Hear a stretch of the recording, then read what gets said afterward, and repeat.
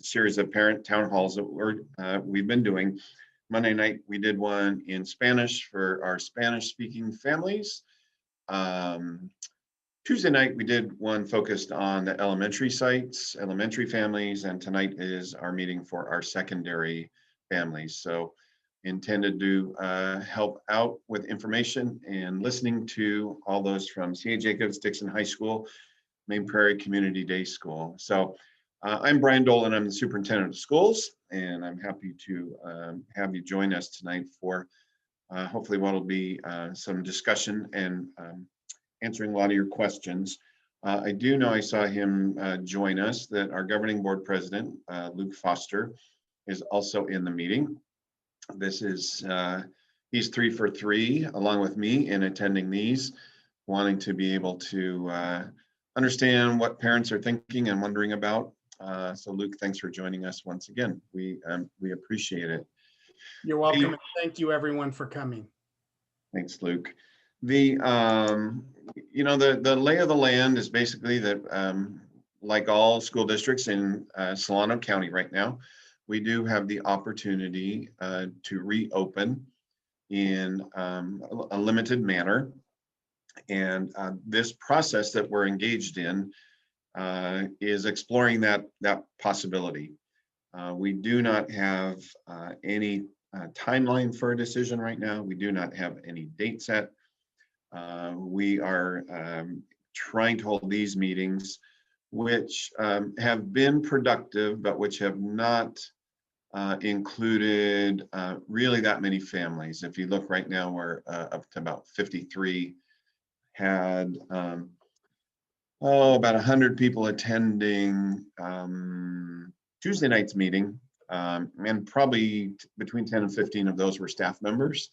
And then we had about 50 families attend Monday night's meeting. So we are finishing up a survey that is going to go out tomorrow to all families in the district. It's going to be a very, very simple survey, just related to if people are interested, what they're interested in, the hybrid model return, continued distance learning, and just a couple other little elements to that.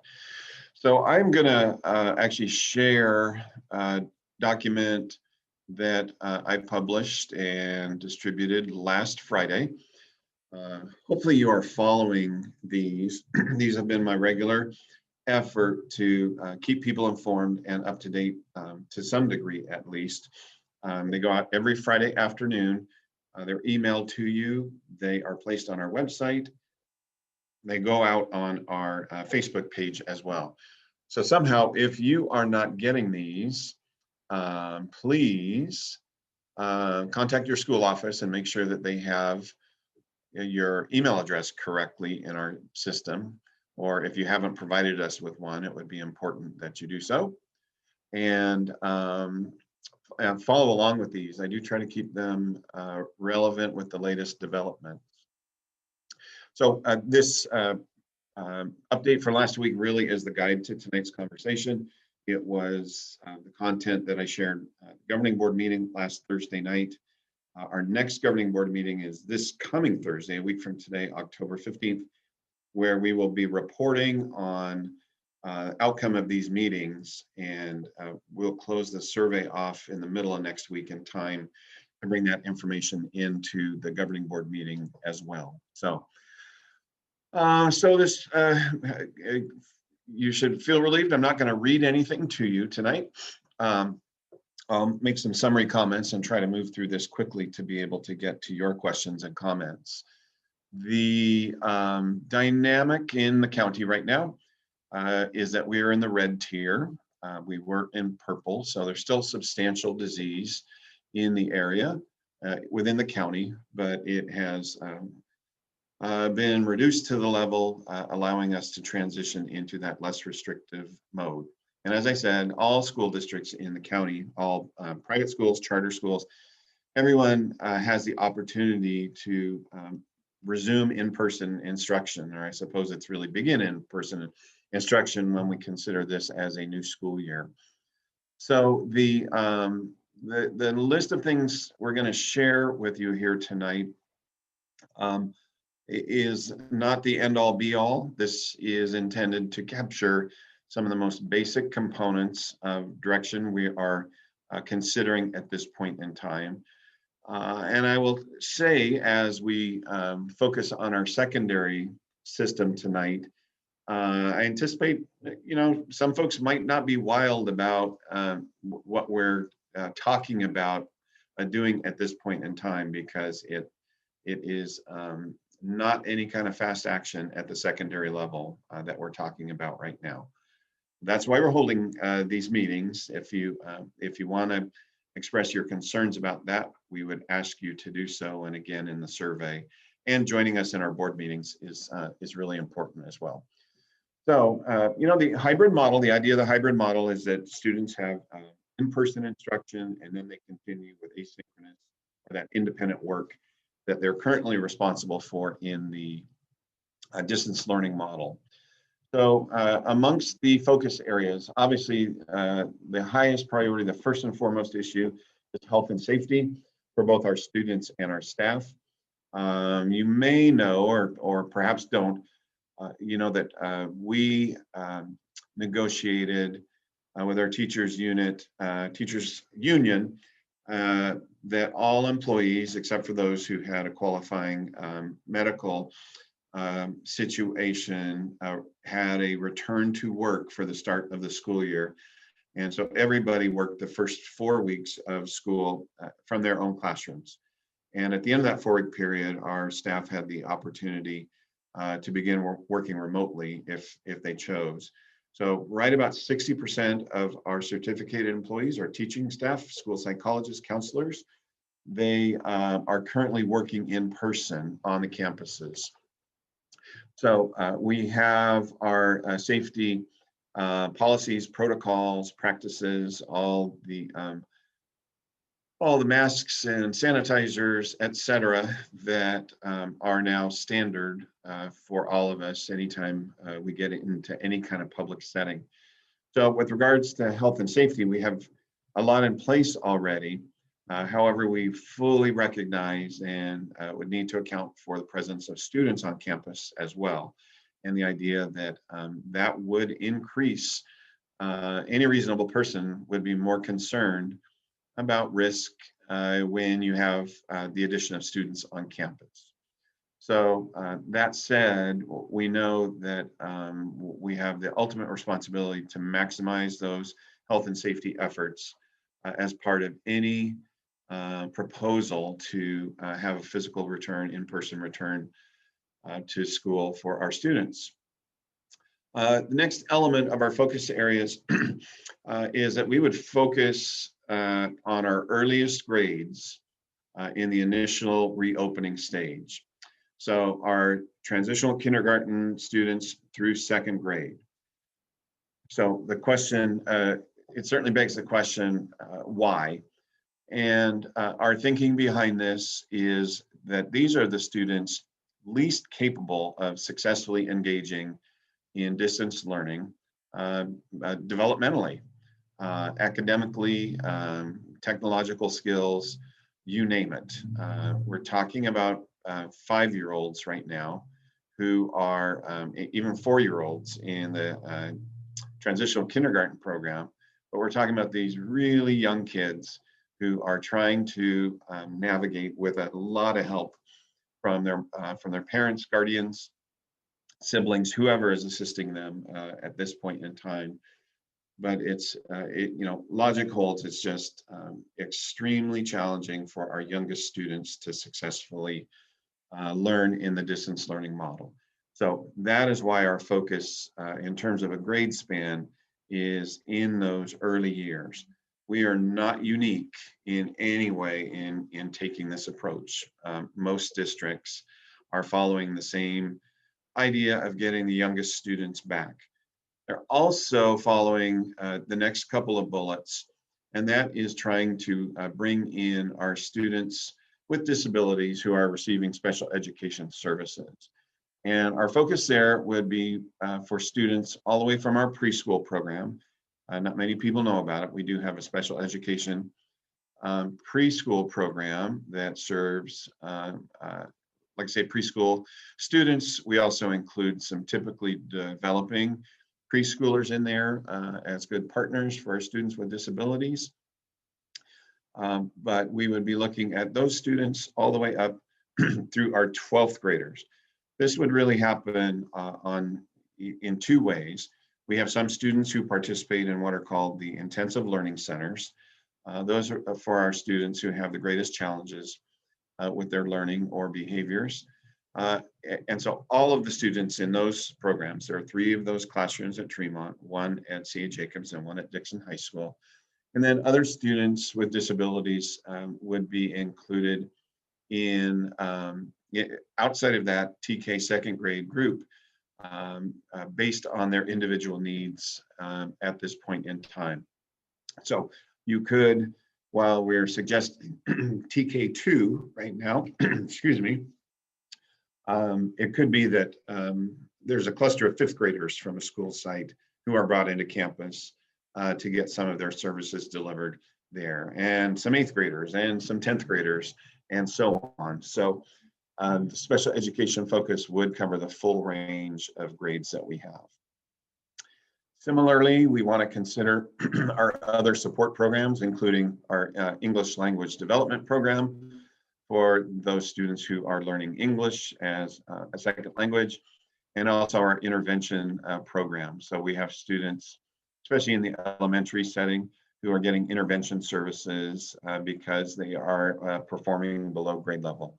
Some of our intervention services also relate to mental health and behavior. And so this model could allow us to begin operating some of the groups that we conduct with our mental health clinicians and school psychologists and such. We know that we've got a lot of students struggling. Normal times, we have a lot of students struggling. The closure in March and reopening in this model has certainly extended, broadened and deepened the gaps that exist between children in terms of their learning and success. So we are interested in trying to support really those neediest students that we have. And so when we look at this this early grade focus and focus for students with disabilities and those in other support programs, what we really do feel is that we are targeting the students with the highest level of need in the district right now. We know all of our kids have needs. However, I think it's our responsibility to recognize and differentiate between those. And so that's why we're in exploring this model at this time. Talk about the idea of the staggered return. So not only are we talking about phasing in by grade level groups, we're also talking about, so even if we were to start initially with the TK through second, it's quite likely that we would take approach of, pick a week. So week 1, that we would bring back the TK and K students and get them acclimated and operating on campus. And then perhaps week 2, we bring back the 1st grade students. And then week 3, we bring back the 2nd grade students. And so, and those are just examples of how you could stagger the different grade levels in. Not a proposal, not a plan, just the way that we would try to integrate students on campus. And similarly, the idea of staggering in the rest of our students over time, so we did get all the way up through our high schoolers, would be a principle that we would try to adhere to. Again, that's what we're seeing most school districts do, is phasing in. So why do we do that? We do that to make sure that we can be successful in this transition. Having all 2,960 of our students come back to school at the same time across all of our campuses really would tax our ability to manage the safety protocols, to teach kids how to adjust to this new approach to being on their campus and interacting with each other and such, that we don't feel that we could successfully implement the full TK through 12 program bringing all of our students back at once. Again, all the districts in the area are taking the same model of trying to phase everyone in. Another piece that's important that we talk about is the idea that we would need to make some adjustments to our instructional schedules. And the degree to which this would impact the various levels is going to vary. At the elementary setting, we're really compacted with a very short amount of time from the A group in the morning and the B group in the afternoon. At the secondary level, we've got, we have more spacing between when students would be, when the various groups of students would be coming. But we would need to consider all of the schedules that we currently have and make sure that the time, the instructional time is maximized to the greatest degree it can be.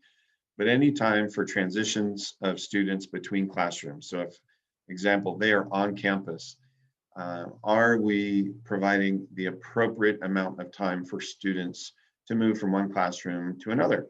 They could be asked to travel different paths than they're accustomed to. And so you may have to go around a building instead of down the path that's right in front of you, as examples. We also would have portable hand washing stations out on the campuses and encourage students as they leave the classroom, if they're not taking a squirt of sanitizer, to stop at a hand washing station and wash their hands. Those would be the types of things that could adjust. We also want to make sure that to the best of our ability, we're able to provide cleaning in the classrooms between groups of students. In the secondary setting, currently at Dixon High, and we've got a 5-minute passing period. So the time between the end of first period and the start of second period is just 5 minutes. At C.A. Jacobs, it's either 3 or 4. It's a very limited amount of time. Those might have to be lengthened. They certainly couldn't be shortened, but those might have to be lengthened to accommodate the transitions. We also have, I want to make sure that we're able to address any issues around cleaning of classrooms, to what degree that's, we're able to do that you know, in those short transitions, are you able to make any effort to clean a classroom, or would we ask students to be mindful as they come in? You can set things up so only, you know, every student sits in the same desk every day. And so you come into class and a desk is clean. However, if you have 3 periods in a row in that same classroom, that can be a challenging situation to make sure that the desk or table is as clean as possible for the student to use.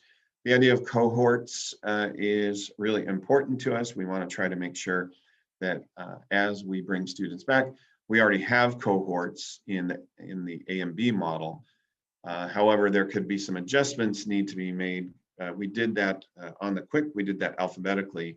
And so in some teachers' classrooms, let's say they have 30 students total, they may have one, just because of the way the alphabet broke, they may have one period with 12 students and another period, no, A may be 12 students and B may be 18 students. And we'd like to balance that out more into that kind of 15 and 15 as much as possible.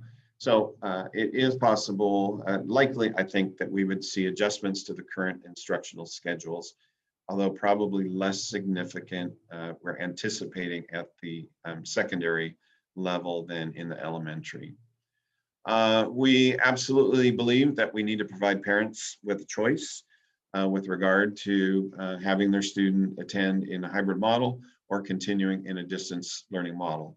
We recognize that for some families, the concerns over health and safety because of people at home who have risk factors, or just a general concern about risk and becoming ill are there. We also know that some families have actually come to really enjoy and find success in the distance learning model. So there's a variety of reasons why people might want to choose to continue in distance learning instead of going into the hybrid model. there's a lot of complications around what people may choose to do that we really want to make sure that you are aware of. And that is related to the grouping of students based on how many want distance learning and how many want to go into hybrid. So again, let's use that secondary number and say there's 30 students in a class. And if 10 of them want distance learning and 20 of them want hybrid, we're not going to ask that teacher to teach 10 distance learning and then to teach 20 in person. They can't do both of those.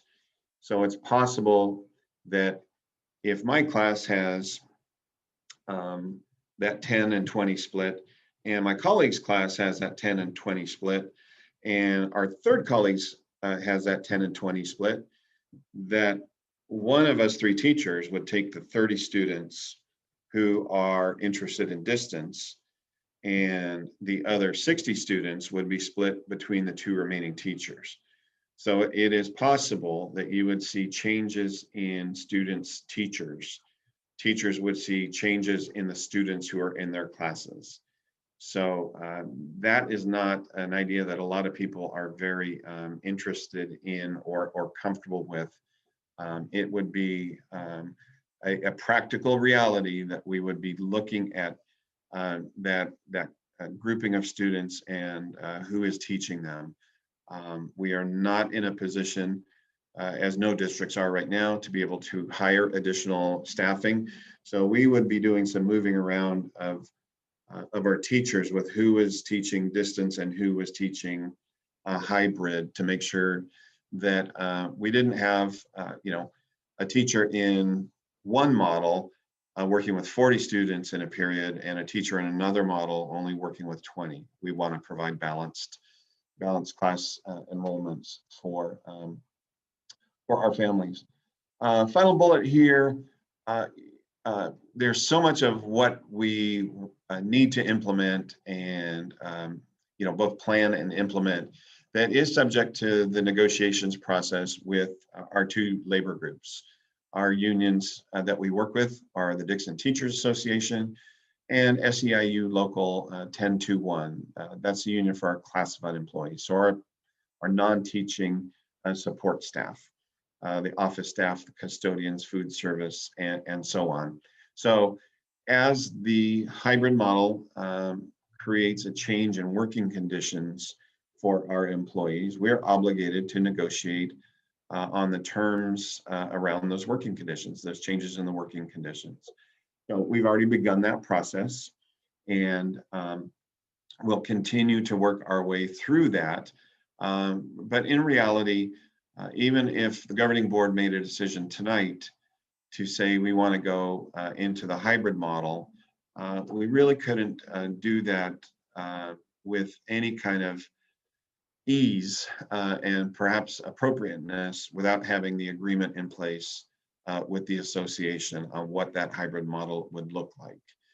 So many of us do not have any experience with this kind of labor relation experience, this dynamic of having to negotiate these conditions. It can be confusing. People can wonder why it has to happen. Well, it has to happen because the law requires it and our contract between our two units requires it. So it's not something that we can opt out of. We do have the obligation to do this under law.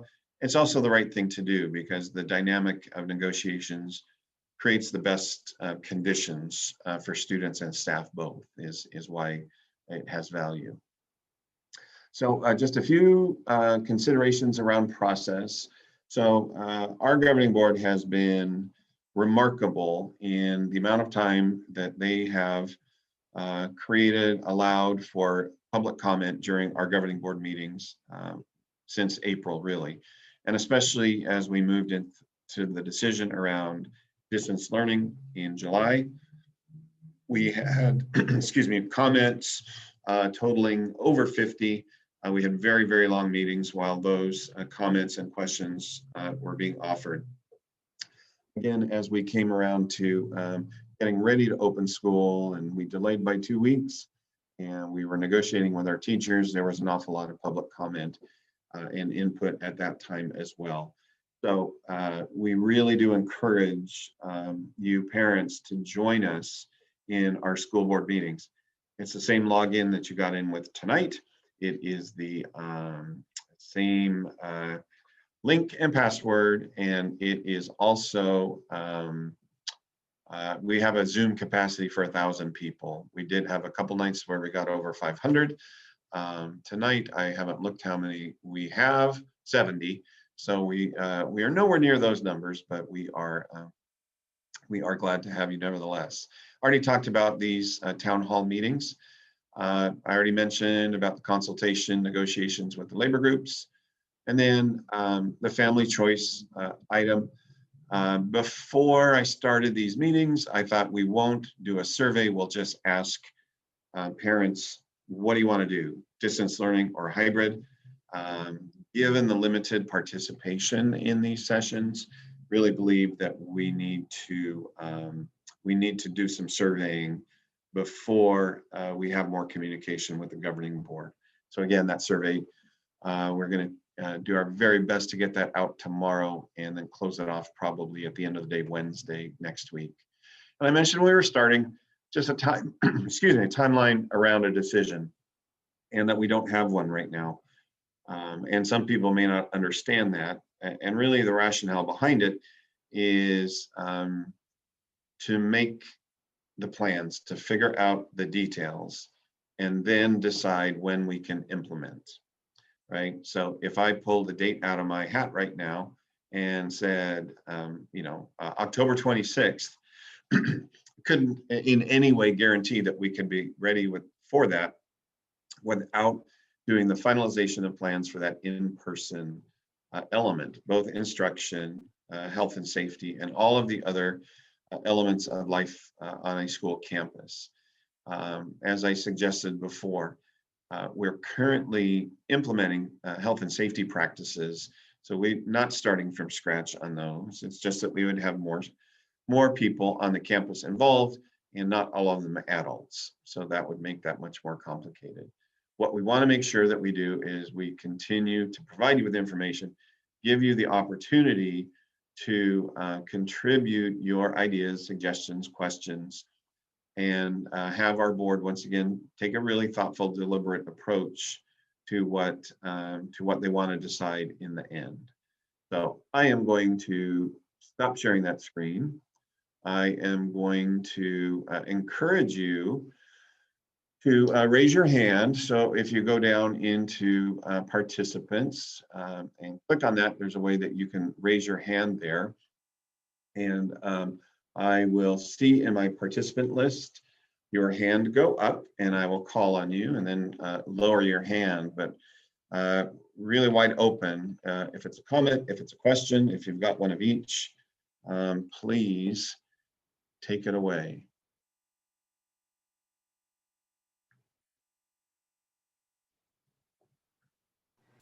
All right, first up, I see Stacy's iPhone. Okay, my name is Stacy Feathers. I have a child at CA Jacobs that has an IEP, Okay. and I just want to make sure I understood what you said correctly. Sure. So you guys are already looking at the aspect of trying to return some of these children to school. What is it, like October 13th is the official like first date that the government or whatever said is possible. I just want to make sure, and I know you're saying you said no dates, but Correct. that's the group that we're working on first, and then primary, obviously. Yeah, that combination, yes. Okay. Looking at that combination of earliest grades, and then our students with the most significant learning needs, right? And that would involve really for students with disabilities, kind of determining the level of support that they need. Certainly students in the intensive learning centers would be kind of automatically brought back as soon as we, figured out how to organize that exactly. And students with resource time, that could vary a little bit based on student need. You would have a lot of collaboration between the school sites, the case managers, about what that would look like. Honestly, if a student had speech only, which many of our students in special education, that's their only qualifying condition. Those services are being provided online right now. Those would probably not happen except in unique situations. But we know that we have students really struggling in this model, and students with disabilities more so than many other students, and absolutely want to try to get them in here in the early stages of this. Okay. Okay, perfect. So we would be hearing from those teachers as individuals and the school district, Yeah. obviously sooner than your announcements, if that day were to come. Yeah. Okay. We've got some fluidity here around timing of things, and really, we'll do a general survey here, see what numbers we get back, and then it might be the next stage with the governing board's direction. It'd be okay. Find out exactly who wants distance learning, and then we begin that balancing of numbers and classes and how we're going to organize the students and teachers. So getting the input here at this week and next, and that'll trigger us into a more concrete direction, a sense of time, and real focus, kind of formalizing a focus on grade levels and service areas. Okay. Okay. Thank you, Mr. Dolan. You are very welcome. Thanks for joining us tonight. Think you know.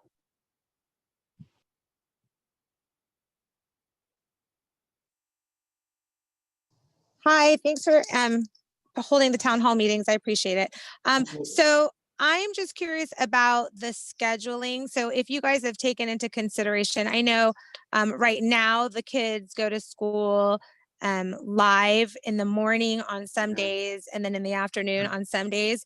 When that comes to getting them to school, that could be tricky for parents trying to get their kids to, especially the high school, for those kids who aren't driving or who Correct. don't have somebody at home to bring them halfway through the day. Right. So I just wanted to put that on your brains if it's not already, just how that could be kind of inconvenient for some families. Yeah. And I do agree with, as a kindergarten teacher, I agree that I think the TK kids and the kindergarten especially should be, I know it's hard to hear for like the high school parents, and I have a junior high kid and a high school kid, but I think those littles really, really need to get back into the classroom.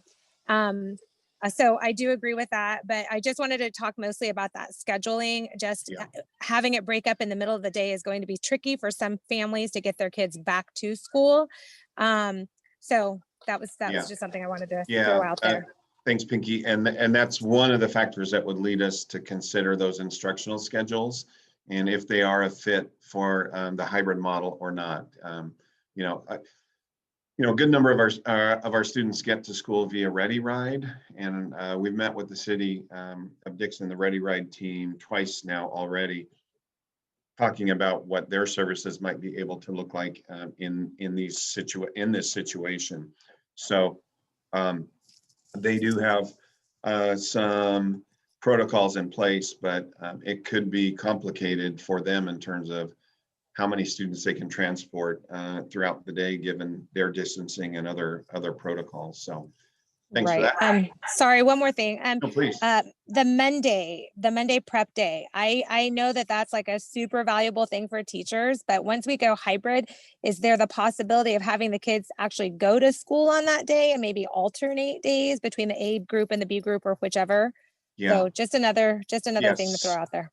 You're absolutely correct. Our teachers more than ever need time right now to plan and collaborate. And that whole conversation around instructional schedules puts it all on the table, really. And if we might be more efficient, effective with changing Monday up and dividing it over that time over more days in the week or whatever, I think we can't say no to any ideas right now. Of course, some of them may prove really unworkable fairly quickly when we consider them, but I think we got to explore all options at this point in time. Great, thank you. Thanks, Pinky. Holly Purcell. Good evening. Thank you for holding this meeting. Always. Appreciate all the information. I'm more leaning on the side of wanting my kids to go back to the hybrid model. I want my kids to be in school. It's been really difficult. They are learning, but it's always better to be in person. And I do agree with bringing the younger kids back first who don't know, really how to work technology. However, saying like to wait, do it in order of grades and wait till high school for last, I don't really agree with that. If you have 2 campuses sitting with no kids on them, why wouldn't we stagger them by schools? So all the kids aren't there at one time, it's staggered by school. And then like to look at another side is if you're bringing kids back staggered like that, you have to realize that there's always going to be kids on the campus that don't really know what to do. And you're going to have to be training kids over and over on the protocols of, washing the hands, wearing the mask, especially in the younger grades. And then I agree with Pinky, totally the hybrid schedule. We might need to look at moving that around for parents that work. I don't know how people would be able to get their kids to and from. Right. Yeah. Thanks. And I want to clarify. I'm not. I think we're not set that. Oh, it would be finish elementary and then it's all of middle and then it's all of high. Back in the summer, as we were playing around with this, and before we had to go distance learning, I had interest in our transition grades. So TK and K, kids starting school for the first time. First grade, kids moving to a full day. We have a pretty long kinder day, but the full day, 6th graders making the move to the middle school, 9th graders making the move to Dixon High. I still have concerns about helping those students with the transitions they're under. So that's just an example of a way to think about, like you say, not just lumping all grades in a school together, but looking at some creative ways to bring them back that might be more effective. So thank you. Thank you. You betcha. Who's next?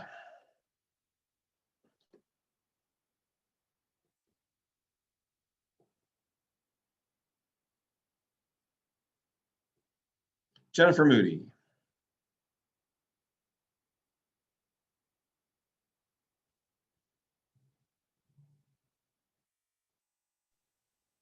Sorry, trying to figure this out on my phone instead of computer is difficult. It is. Thank you for all of the information.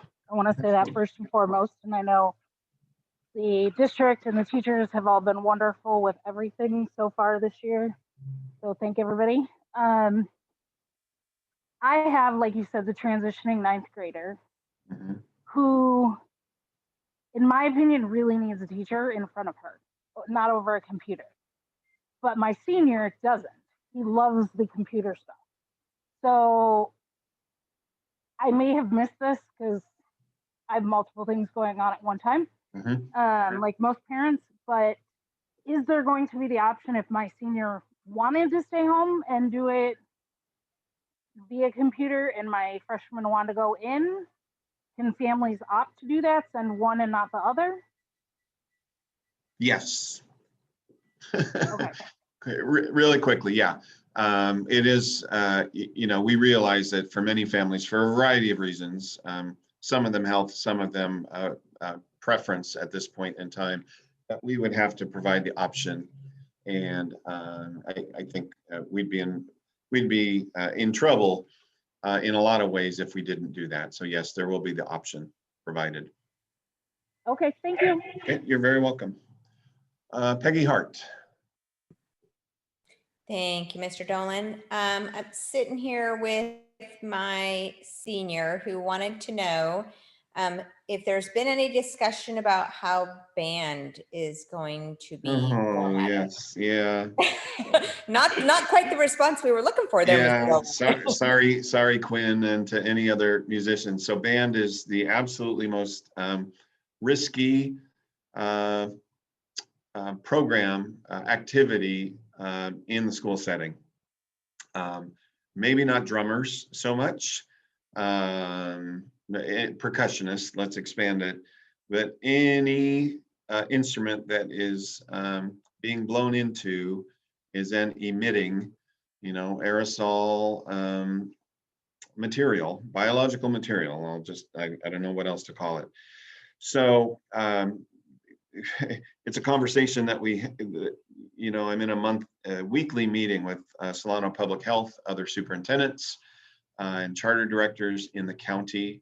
And our local director, Dr. Matthias, he's a little unique in his approach, really believing that the risk of being in school is, with the proper precautions in place, really remains at the negligible level.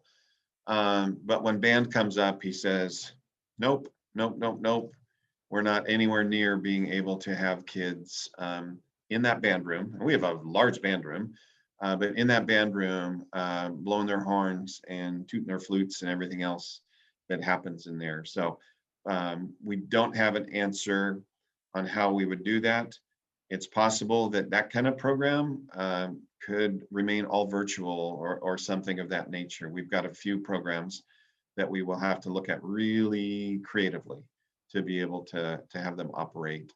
So sorry, Quinn. Yeah. Lorraine.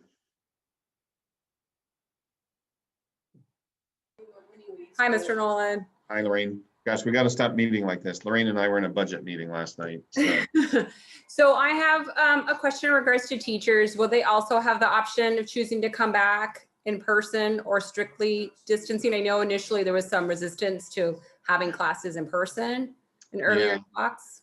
Yeah, so that's part of what we have to deal with at the negotiations table, right? The governing board makes the decision regarding hybrid or distance. They're the only body. I don't make it. It doesn't go to a vote of staff, anything like that. The governing board makes that determination after they've reached a point of being confident in their process. And that's why these meetings and surveys are so important. Then we negotiate our terms, and two things, maybe three things can happen. So right now we have some employees who are not working on their site because they have reasonable accommodations through a request for such that includes a verification from a physician that they should be allowed to work remotely. Then we have all of our employees right now who are doing it at their discretion. So they don't have a condition that would require the district to accommodate them to work remotely. And then, like I said before, we've got 60% of our people who are currently working in person. You reach a point in this process where the law might say that you're not entitled to work remotely. The district may say we are going to operate in person, and then the employee is in a position of perhaps having to do what they're not really wanting or comfortable to do, and that's make the physical return to work. They might take a leave, in which case we would be providing a substitute to take over instruction for those classes. Or in some cases, I've seen this, I don't know of anyone who's done this. I haven't heard any of my colleagues talk about this, but I have seen things in articles I've read and such, that some teachers resign or retire rather than make the return back. So it is a complicated scenario for sure. And what it boils down to is it really gets triggered when the governing board would make a determination to return in hybrid. And there would be a little bit of a scramble, I think for sure. It wouldn't be, it would be inaccurate to say that would be an easy, quick, smooth process.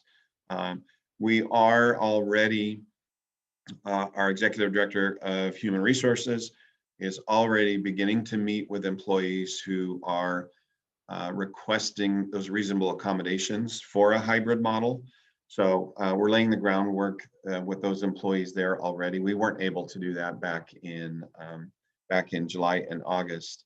So I think we've got we're able to be a little bit more proactive for a variety of reasons right now, and that's a good thing. But yeah, no way to guarantee exactly who would be working in person, while the model would be that we were asking for in-person instruction.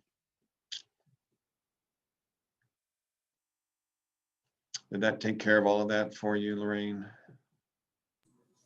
Yeah, so it just, I think my reason for asking was because Yeah, we've been very lucky where our kids have gotten an excellent set of teachers. So if I knew that, you know, there was a list of teachers that were definitely not coming back and they were going to do distancing, then, you know, we may make different choices, but it sounds like inevitably Sure. everything's going to change regardless if you do the hybrid or. There's a really, yeah, I think the likelihood of shuffling it's very, very high, right? It's very, very high. Even if, you know, a family does not opt out into distance learning, but just to accommodate the numbers of students in distance learning as opposed to hybrid and staff assignments and such, some shuffling is inevitable. And you just right now can't predict what that would look like exactly. But we really want to be open with you folks that, students could see different teachers than they currently have after a hybrid restart. Okay. All right, another person I was in a meeting with last night, Julie Mustard. Hello. Yes. So I had to look up how negligible was used, because you use that in that term, and Yeah. it is so small or unimportant as not to be worth considering. And you use that if they went back and followed all the practices. Mhm. And it just struck a chord with me because I don't want to count the kids out on being able to follow the rules. If they really want to be back, they'll rise to the occasion. I've seen Dixon Dolphins being hugely successful with all ages, and it's great communication, and those kids are doing a great job. And I would have to say that the secondary kids that I know and I've seen are really performing safe practices. Mhm. They've been portrayed in board meetings as not so, and that's a little disheartening. Hmm. But if they do come back, I just ask if at the secondary schools, are there plans in place? Like if someone doesn't follow the rules, you know, are there referrals, suspensions? Yeah, the normal, well, I'll say the normal. Similar practices would be used for, you know, for other behaviors, right? But you are in this heightened, so it's if it's one thing if a student is breaking a rule that involves him or herself only, right? Let's say that they're in the bathroom and they're having a smoke on their own, or vape, which unfortunately is something that happens. You're dealing with that circumstance for that student with no impact on anyone else. Now we're talking about if students are breaking the rules, and you add in this health component, health and safety component, that student's behavior can have a direct, really significant impact on others. So the dynamic around it certainly would be different because of that. I think, Julie, it would have to be. You know, and the other piece of this is we're going to have to do so much teaching around this, and not just here's how you do it, here's how you do it, but also reinforcing the why behind it. And you know, there's an awful lot of COVID fatigue out there, and the why is losing importance for a lot of people. Some people don't accept it at all. Obviously, there's a whole range, and then some people are hypervigilant with regards to it. You know, and we really look at, okay, with those little students, those youngsters we're talking about, it's much less that they don't want to do it than they just, it's harder for them. And then with the secondary age students, well, developmentally, they'll understand the distancing and the masks and those types of things. But, you know, there's more inclination with teens to test boundaries and such. So in both instances, it's about teaching and supporting kids. And then in the really inappropriate circumstances, yeah, absolutely disciplining students has to be the case. Okay. Nikki Yates, please. Hello, Hi there. I have a freshman and she would be much happier if she was back at school. So I kind of want to echo what Holly said. And I just wanted to clarify something and then I have a question. When you say bringing the littles back first, which I agree with, that you would also consider bringing 6th graders into CA and 9th graders into DHS, would that happen at the same time or would that be considered? And then my question is, just for other parents that might be wondering, is Sure. do you have any idea how much time would go between bringing back, say, 9th grade and bringing in 10th grade? Yeah, so thanks for the questions. So I want to make sure that everyone understands my comments about 6th grade and 9th grade were not proposals, were not recommendations. I was trying to express, Holly, I think, raised a question about why all grade levels at a school, or kind of lumping everybody together when there can be differences that exist that we want to address. So that was just an example of kind of some of the various ways that we are wanting to and need to look at things, because again, by grade and age, students have different needs. So not a proposal. And timing wise, with any of this is dependent on so many factors, too many of which we don't control. There are, because a number of counties got into red well before we did, there are school districts across the state who are already up and running.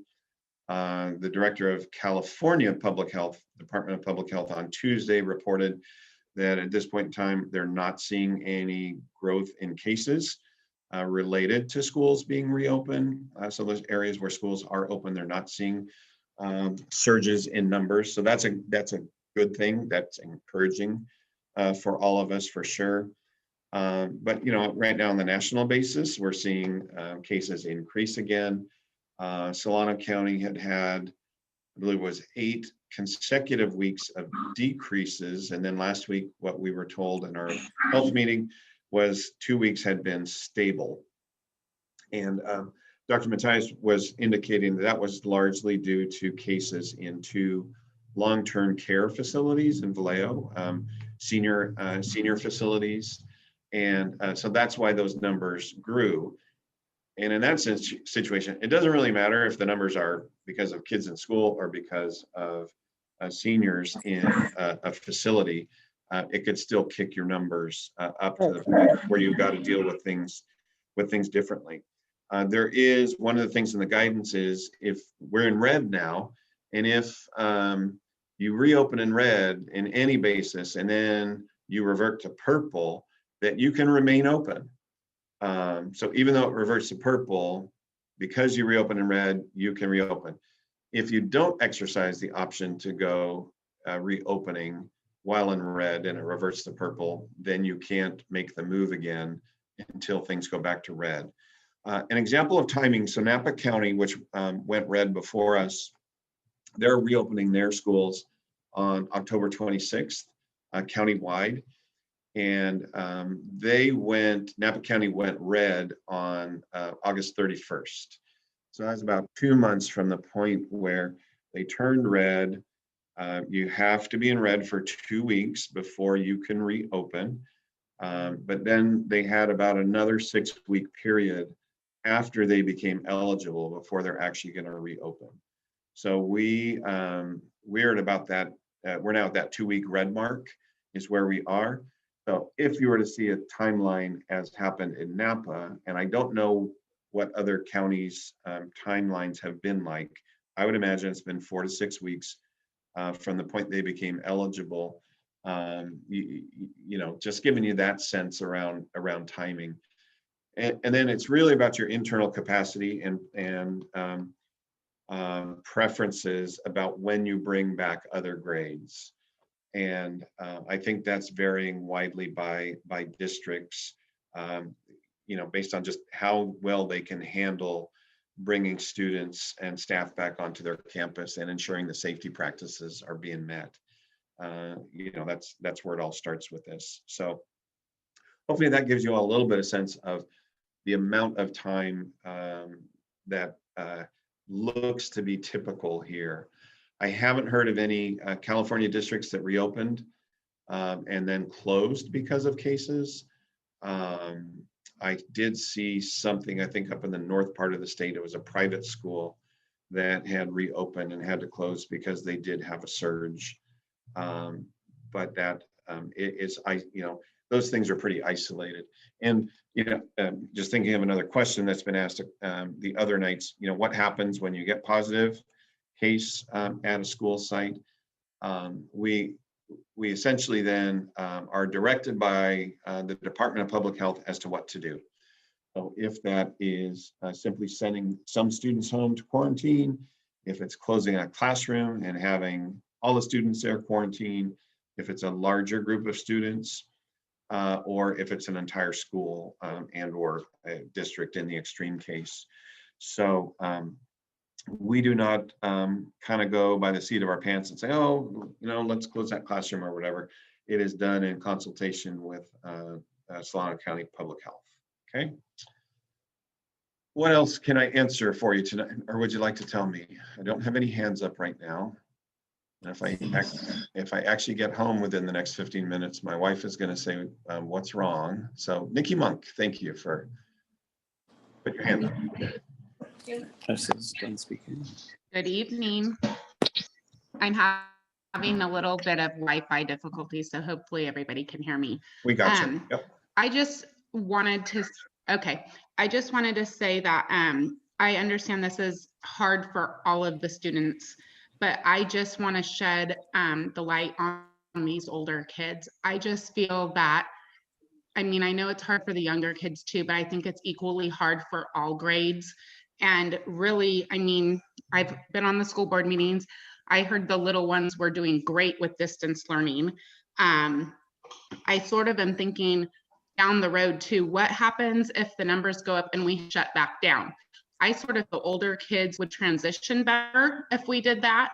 I also feel that their hygiene level is a little bit higher than the little kids, and the teachers wouldn't spend most of the day teaching them, keep your hands to yourself, out of your nose, right. Not in your mouth, go wash your hands. And I don't know, I'm just concerned with the older kids. I feel that they are getting a lot of work this time around, which I appreciate, but at the same time, I feel like it's a lot of self-teaching, and I don't know how long that can go on. And if we do the staggering, it could be over, 2.5 months before the freshmen get back into school. If I know that was just a proposal, but not anything set in stone. But what happens if we get to that point and then the numbers go up and we're shut back down and these kids never even got to go back to school? So anyways, that's just some concerns of mine. Yeah, and I appreciate you sharing them. And you tickled my brain there, Nikki, just to, we've got the academic issues for students and the challenges of learning, the social emotional issues that kids are experiencing right now are really, in a lot of cases, really frightening, and also just very broadly, really concerning. Kids are not meant to live this way, and they're certainly not meant to be educated this way. The collective of being in a classroom and being in a school and working with each other and working with their teachers is just crucial to their growth and development, as social beings, as people who, we're not made to be isolated in general, typically for most people. So, the timing of this is not just about that instruction piece. It's also about kids' state of mind and anxiety and depression and those factors as well. Those are absolutely directly one of our considerations on why this is so important to get back as soon as we reasonably can.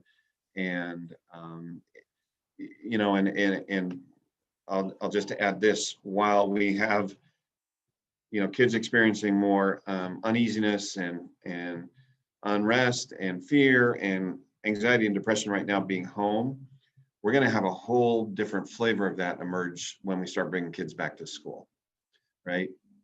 And our re-entry planning, if you want to call it that, is not just about getting kids back into the normal ways of sitting in a desk and having the teacher teach them, et cetera. It's also about the emotional supports that kids are going to need to get reconnected, to feel safe and connected and you know, comfortable in that setting. So and that is regardless of grade level, right? It's that's across the whole spectrum, because high schoolers, some think that this is no big deal, but it really is. It's a real strain. All right, thanks, Nikki. Nancy Bay, please.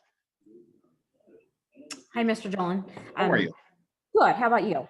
Oh, good.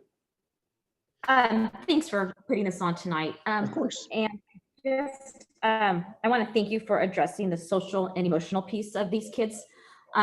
This is, like you said, this is not the way kids are meant to learn or live. And so I just appreciate you recognizing the social and emotional along with the educational piece of this. I'm sure I probably missed it, but I'm just trying to figure out where in the process are we in the reentry plan? I know HR is talking to teachers, but have any talks started with the unions? And kind of, you know, because I know that piece is going to take a while, and I may have completely missed it. So I apologize if I just missed it somewhere in the conversation. So no worries. No. Yeah. So we have begun working with DTA on this already, and I would want to make sure people understand. You know, we had a lengthy, pretty challenging negotiation about reopening, returning. We got that done, and school started. We've continued to be in dialogue with the DTA leadership since then. So it's not like we started and we went to our room and they went to theirs. We continue to have conversations as issues emerge and things need to get addressed. And that's them coming to us and us coming to them. So a lot of work around making this work has been happening. So we have begun the negotiations process with them. They have shared with us that they are currently surveying their members and collecting information about where preferences are, intent are for their staff. We have, you know, we completed a parent survey about a week and a half ago that was kind of on distance learning. We're going to, I mentioned earlier, if you've joined later, we're going to do a parent survey here. I'm going to get that out by the end of the day tomorrow. So we are underway with the association, and you know, so many of our teachers, you know, there's a number that are very concerned about coming back, and for their specific personal reasons. And I respect all of those and do not diminish what anybody is thinking or feeling about this.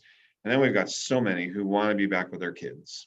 And they want to be back in the right way so that it's safe and structured and all those types of things. And so as we work with our union, both those things are in mind, right? And we're on the same page about wanting the best for our kids in all realms. So we're hopeful to move this along, you know, quickly and constructively with the recognition that there's a lot of complicated stuff here. So, but we've got good partners. Some of those DTA leaders are in this meeting tonight and have attended other ones. And so they're keeping informed with, by attending these and hearing what parents are sharing as well. So Great, thank you. you're very welcome. Take I care. have to echo that the high schoolers are, you know, an easy group to give rules to, and if they don't abide by them, then, you know, they're an easy group to they should learn, they should know how to handle themselves by the time they're in high school. Correct. So it would Yep. seem like it would be an easier group. It'd be an easy group to transition back. Right. Yeah, I agree. You know, and I always say it, we got the best kids anywhere here in Dixon. And so I do have a lot of trust that they would transition back in very successfully. They want what they're missing, right? Very badly for most of them.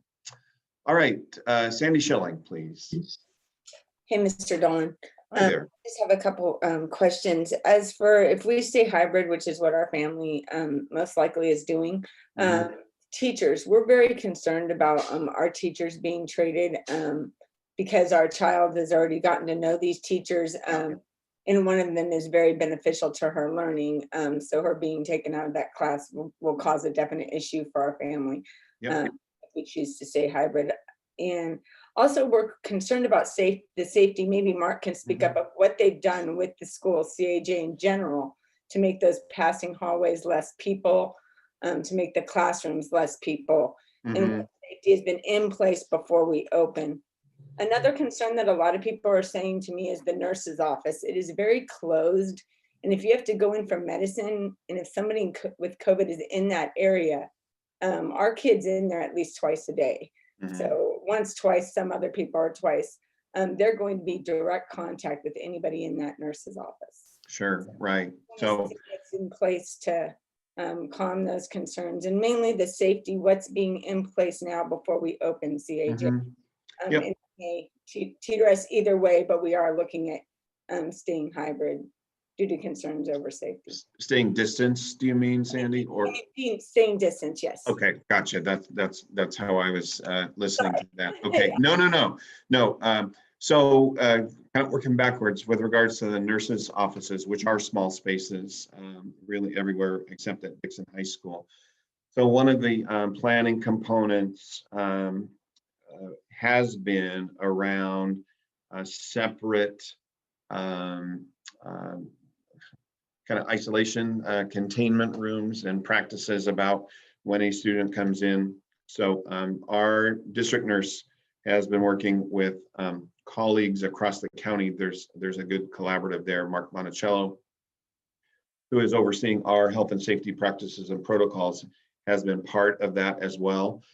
So those details have not been finalized at this time, but they have been identified, and a lot of the planning has gone into those already. I'd also say we have not finalized things like path of travel and those elements yet. Again,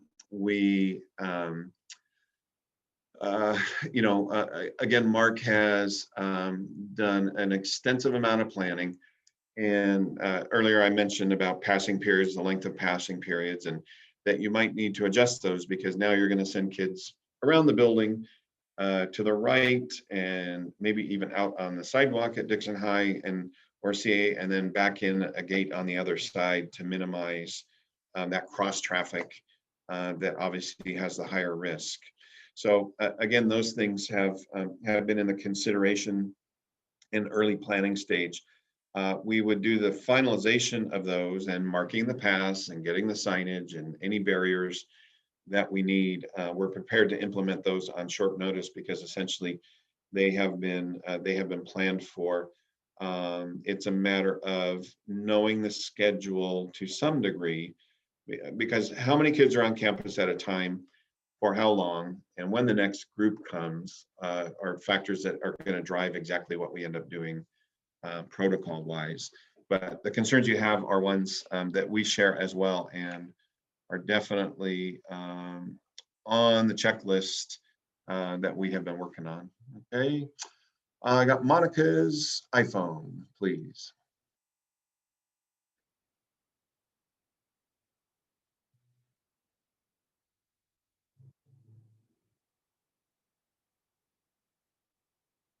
Are you there, Monica?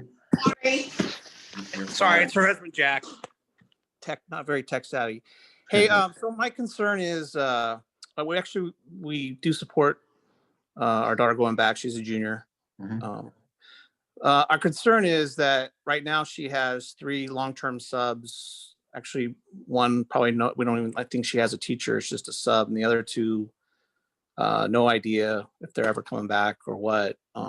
Those are AP classes. My concern is that we go back to school and based on previous board meetings, the reluctance of teachers wishing to come back. So either A, they take a leave, they resign, whatever, and then we're stuck with 4, 5, 6 classes, all long-term subs with and I don't know, I know you probably can't answer that, but I think that's, Yeah, we do have a couple teachers at Dixon High who are on planned leaves with ending dates for them. So we would anticipate seeing regular staff returning here in the relatively near future. That's obviously a really challenging situation for students, especially in those higher level classes. I think it's extra difficult. I could go and teach English 9. I could not go and teach AP Bio. Not a chance. And I was not an English teacher and certainly not a biology teacher. So the issue around our substitutes in general, we have provided Google training to those of our subs who wish to continue to work with us. Some do not want to continue. We do require our substitutes to come into campus and work from campus when they are on duty. So some of them just didn't want to do that. We have them in to try to provide support. But substitutes are always a challenge, but in this model, the challenge is much greater. There's no denying it. And the dynamic for a sub coming in and being able to transition into this virtual world in which they perhaps have never worked before or have limited experience is really difficult and obviously has a negative impact for students that we're trying to minimize. So very much noted that the transition, I've heard this several times now tonight that any transition in staffing or shuffling of staffing to meet where students are going in terms of distance or hybrid is a significant concern. We share it. Okay. Thank you very much. I've got Nicole iPhone. Hi, thank you. I think I don't want to repeat things that have already, been said, but I just want to echo, Holly's sentiment about getting our high schoolers back in. Conversations that I have through town, I can't speak for other people, but I know, lots of students are struggling. We also are in the same position that Jack was just speaking about. We have 2 long-term subs and they met their max and they came into class and now it's switched and, they basically swapped classes and it's just, it's a little bit of, it can be frustrating at times, but listen, I know it's all frustrating. And I guess I wanted to kind of reiterate Nancy's question as I'm listening to this call. I am hearing a lot of, things that still need to be discussed, things that still need to be, factored in and stuff. And I guess my question is, we've been distance learning for a while. I mean, I guess I just need to hear that since day one, you guys have been, you got plans in place. I know in summer it was, it was going to be this plan or this plan or this plan.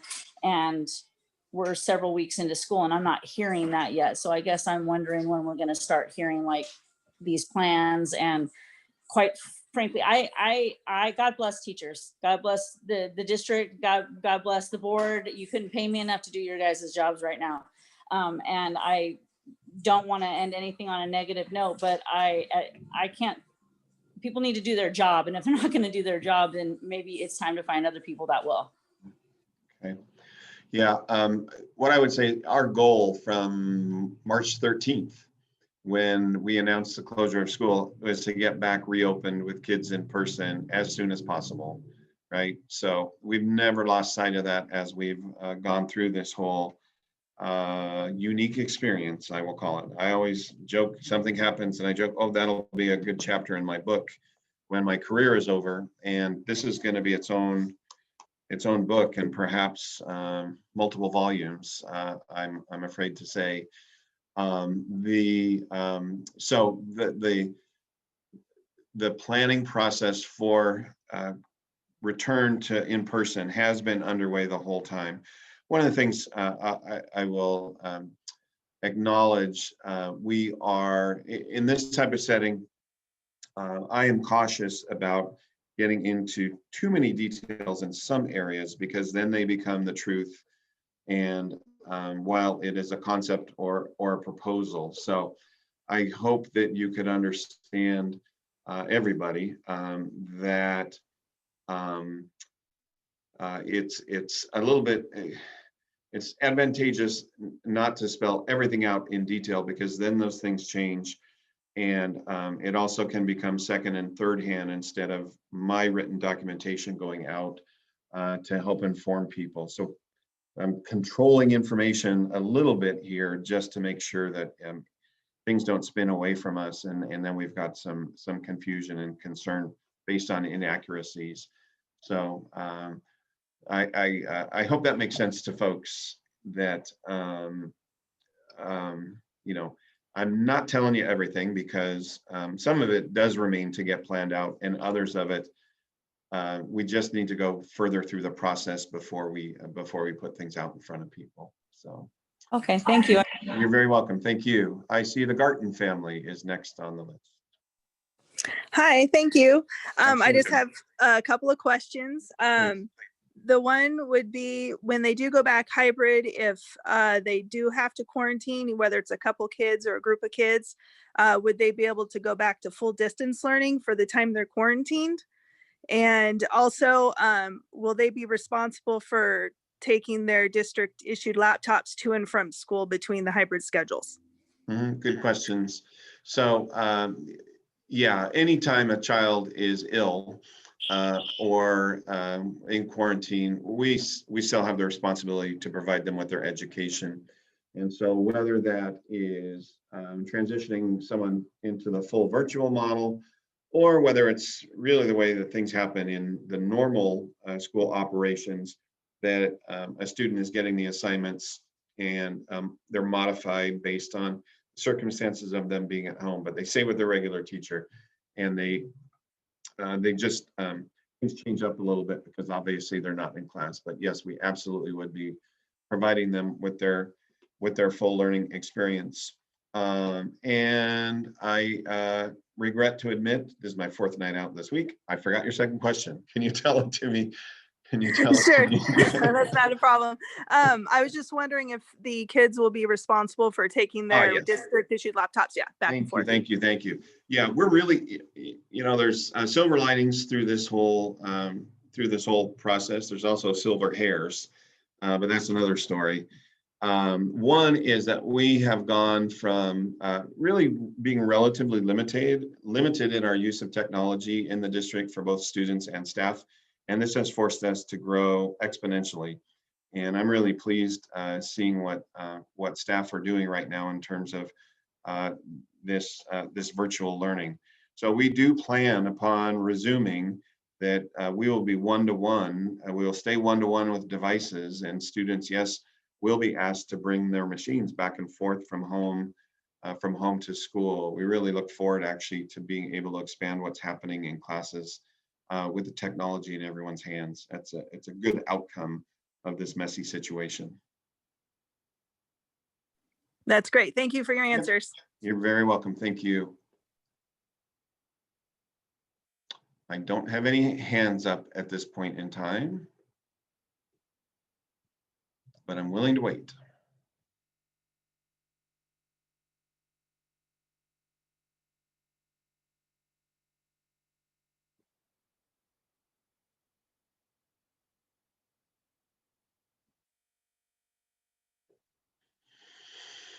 Okay, so I'll make a couple of closing comments here. If you get your hand up while I'm doing that, I'll be happy to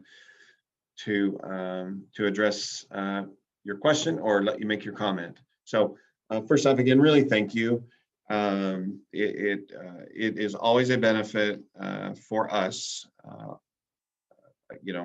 Luke, our board president, is in the meeting, as well as for me, that hearing from you does make a difference.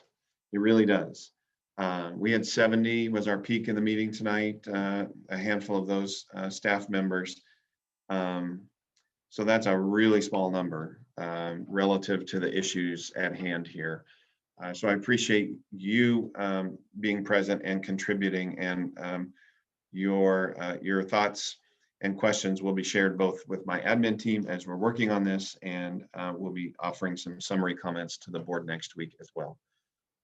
Please see if you can join the board meetings, 6 p.m.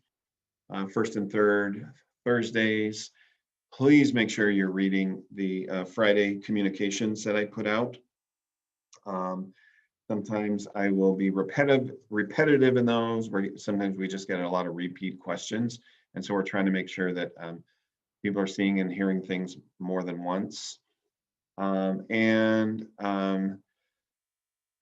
Please stay as flexible and patient and supportive and determined as you've been. Your job as parents right now is harder than it's ever been. This is my 33rd year in this business, and I think your job as parents is more challenging right now than I've seen it for parents in my career. So many folks are just stepping up so beautifully for their kids, and you deserve a world of praise for doing that. It's hard right now. It really, really is. So my wish is that you're coping and you're managing, and that you're helping your kids do that effectively too. And that if your child is struggling, especially with feeling depressed or anxious or just really out of sorts, please let us know. Please contact principal, assistant principal at your site, counselor, whoever you are most comfortable with. If you're not sure who that should be, contact me, please. We want to make sure we're taking care of our kids in every sense possible. And that includes right now as they're feeling this additional stress and feelings of uneasiness. So look for a survey coming out tomorrow. Please respond to that. Look for the information coming out tomorrow. Board meeting next week. Stay tuned. We'll have a lot more coming at you here really quickly. So thank you all again for joining us. Take care, and we will be back in touch soon. Good night. Well, they're like 10 and, or like 9 and 6.